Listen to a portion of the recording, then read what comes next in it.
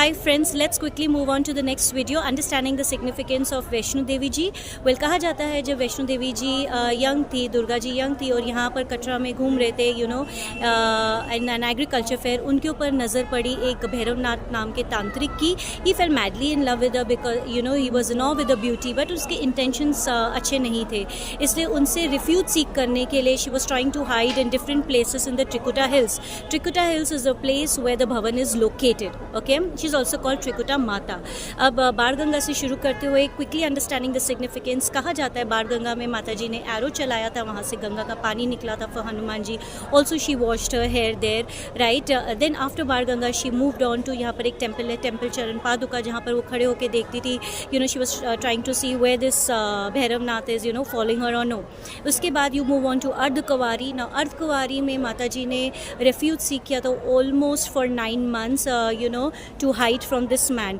Finally, seeing that this man is not ready to improve himself and understand, so she finally went up to the bhavan, which is a final abode place. और वहाँ जाके जब भैरवनाथ वहाँ तक पहुँचा तो माता जी ने उनको behead किया, that is उनका सर काटा और सर जाके एक हिल की प्लेस पे गिरा. तो वो प्लेस को वहाँ पर अभी भैरवनाथ टेम्पल है, जो अप्रॉक्सीमेटली 2.5 किलोमीटर के आसपास है.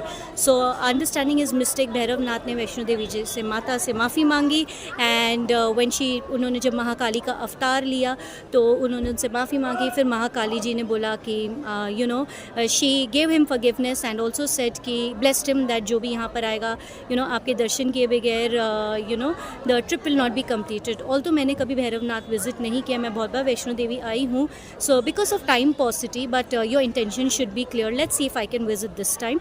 सो this is the significance of Vaishno Devi ji. And finally Vaishno Devi ji manifested in the 3 forms, that is Mahakali, the goddess of Kal, that is the time, death, life, Mahalakshmi ji, the goddess of wealth, and finally I would say Mahasaraswati ji, the goddess of education, that is knowledge and music.